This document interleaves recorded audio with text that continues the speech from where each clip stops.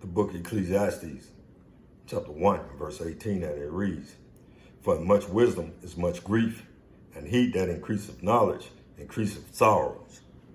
First and foremost, I want to give all honor, all glory, all praise to the Heavenly Father, Yahweh, Hashem, Yahweh Shai, Bahashem, Rekak, Udash. I want to give double honors to the apostles and elders of Great Millstone, and to the Akim and the Akwaf that are listening and learn. To you, I say Shalom. It's Brother Bam Malak coming at you with another quick lesson. And this lesson is, just going to be on various subjects, man, topics, just stuff off the top of my head.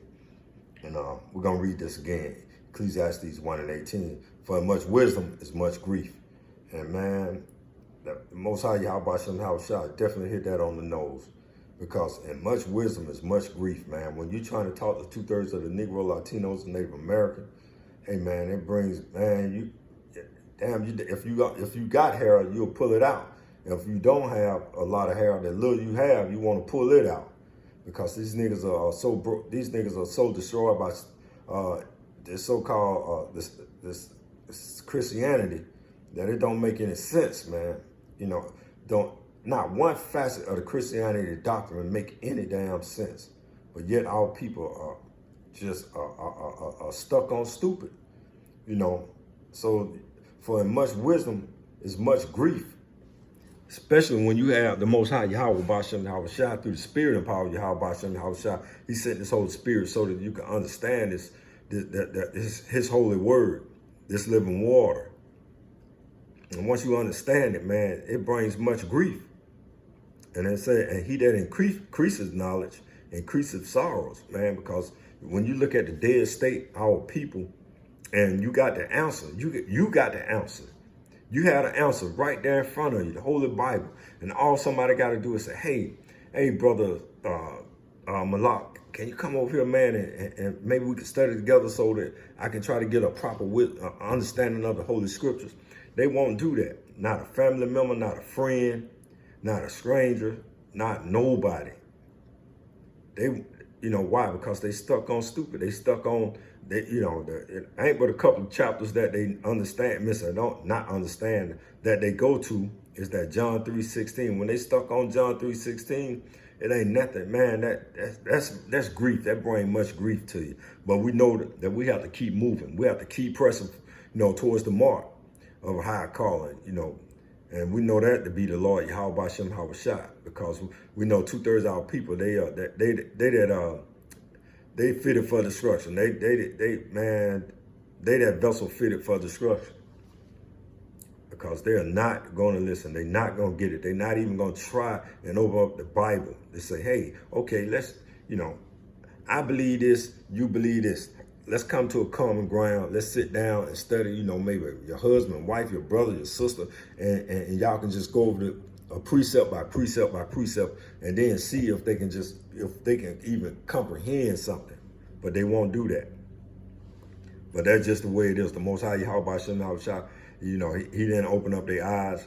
He didn't open up their ears so that they can get this gospel. And then you got brothers walking around with their ARs at camp. It's a whole lot going on, man. You got brothers walking around with their camp. You got food shortages. You got a baby milk shortage, that's don't hit 10 states. What else you have? High gas prices. I think up in California already $8 a gallon right now. You got a lot going on, man. It's a lot. And our people, they looking for answers, but they looking to Esau for the answers. Esau don't have no answers for you. Because Esau is the end of the world and Jacob is the beginning of it that followeth. Our people looking for answers, man. And they always, and we know that because the white man look like, I'm going to say this every lesson, because the white man don't portray himself to be, Hamashiach Yahweh Shai, who the world ignorantly calls Jesus the Christ. They got that picture of Jesus the Christ. So our people, that when they see the white man, they just know that he can't do no wrong. All the information coming out telling you that this nigga is the devil that the Bible speaks of, but yet our people still gravitate towards this nigga, and they still are looking for relief or somebody to save them. They look like they looking for everybody to save them except Hamashiach Yahweh Shai.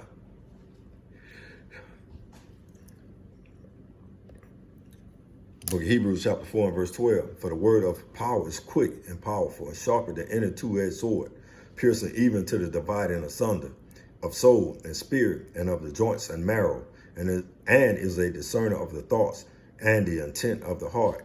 So you don't need, man, our people, we don't need to be carnal people. We don't need to go get no AR-15s and no 9mm to be standing up at camp to reading out of the Bible. Those camps that are, the IUICs, the HOIs, I take that back, not the IUIC. They have, that be a Sakari group, Salakia, not IUIC. They haven't brought any guns to camp, so, Salakia for that. But Sakari group, the HOI, those guys are going to the gun range, and that was old. They have, and if they repented from that, hey man, Salakia, for me saying it, but we know that that ISUPK and that Sakara, they gonna flex with their guns. They flex, and they gonna flex hard because they want to be seen like Elder Manatazakbar said. They want to be tough guys. Hamashiach Yahushua was meek. He was humble.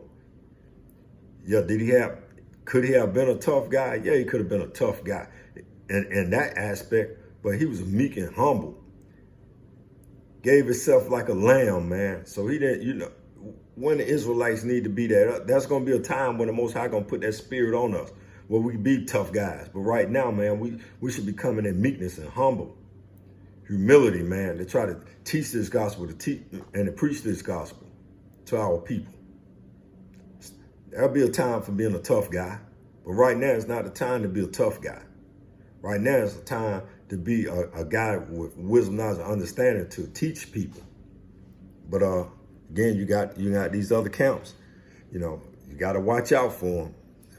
So if you guys are following out the ISUPK and Sakari, Sakari them way off, boy. Them jokers about that dollar bill. They're about that dollar bill.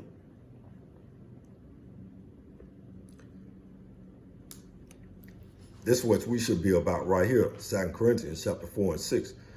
For power who commanded the light to shine out of darkness, this light which is shining out of darkness right now. Why? Because we're calling on the name of the Lord Yahweh Bashem Yahushua. We're on the highways and the byways. We use the internet. The brothers are fellowshipping together. That's the light that shine out of darkness. Have shined in our hearts and our minds to get a light of knowledge of the glory of the Most High in the face of Yahushua HaMashiach.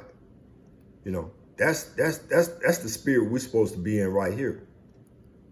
If you're walking around with a gun, that's in darkness, man. You still living that old you.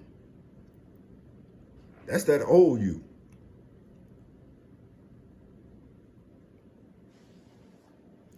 Everything that's happening around in Israel right now, man, especially not Israel, but around the globe.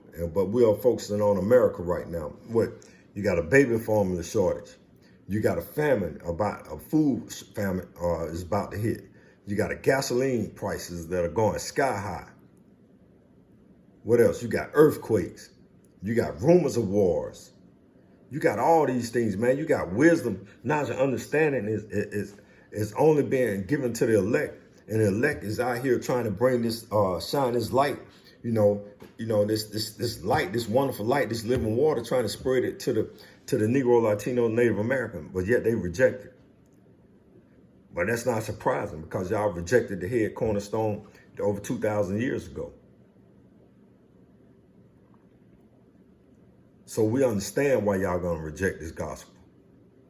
We understand. But the scriptures tell you everything that's taking place, there's nothing new under the sun. The thing that have been is that which shall be. And it's taking place right now here in America, Babylon the Great. Let's get it. We can go right to the book of Haggai. Let's read it. Haggai chapter 1 and verse 11. And I called for a drought upon the land. What? You still got a drought of the proper understanding of the Holy Scriptures. And upon the mountains, and upon the corn, and upon the new wine. There's a drought upon this new wine, even though you got that hopeful elect and that remnant coming back to the wisdom, knowledge, understanding of the Holy Scriptures, you still got it's still a drought upon this new wine. Because, man, all Israel, should be able to take upon this new wine, but they can't. And we know also it's because the Most High Yahweh Shem Shai don't want them to. But it's still considered a drought, because Israel should, if they can just remember themselves. The Most High said, I knew that they would, it's a stiff-necked people, roughly paraphrasing Baruch, because it's a stiff-necked people. If the land of their captivity, they shall remember themselves. Amen. It's a drought on this new wine. But that's okay. And upon the oil, and upon that which is the ground bringeth forth, and upon men. See, upon men, that's a drought upon men, and upon cattle, and upon all the labors of the hand. You got people or businesses are looking for labor, people to work, and they can't even find anyone to work, man. There's a drought, man. There's a drought. The cattle, talking about your livestock. They just had another chicken plant that was destroyed by fire. Ultimately, we know Esau did it, but basically, it was about the spirit and power of Yahweh Hashem Yahweh Shai. He put that spirit on them to do these things, to tear down your crop, all that land that Bill Gates is buying up. That's upon your corn. See, this was ancient Babylon. This thing took place in ancient Babylon. Now we right back in the reincarnation of the Babylonian Empire, the Roman Empire.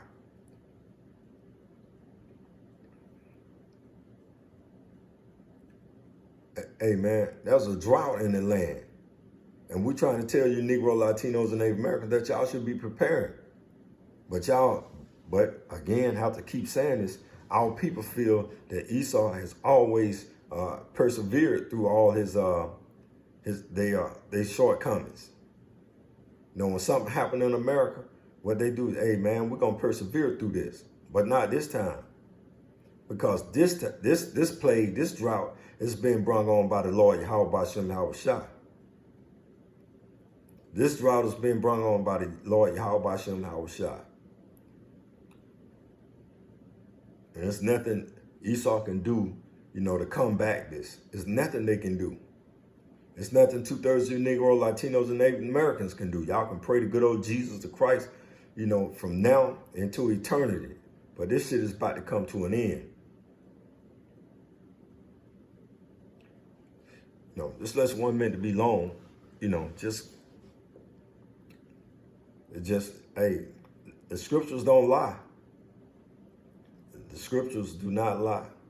It's time to repent and start to call on the name of the Lord Yahweh Shem Yahweh Shai, so that you can possibly save yourself and your household during this time, man. Because what? World War III is about to take place.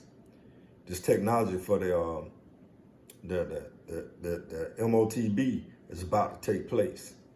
Jacob's trouble is about to take place. If you got a drought of corn, you got a drought of oil, you got a drought of cattle, and you got a drought of labor of the hands, all hell is about to break loose.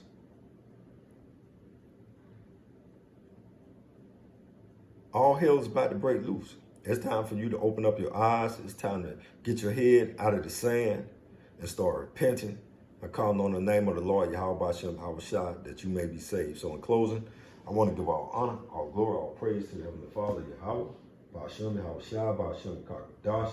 I want to give double honors to the apostles and elders of Great Millstone, and to the Akim and Akwaf listening and learning. To you I say Shalom.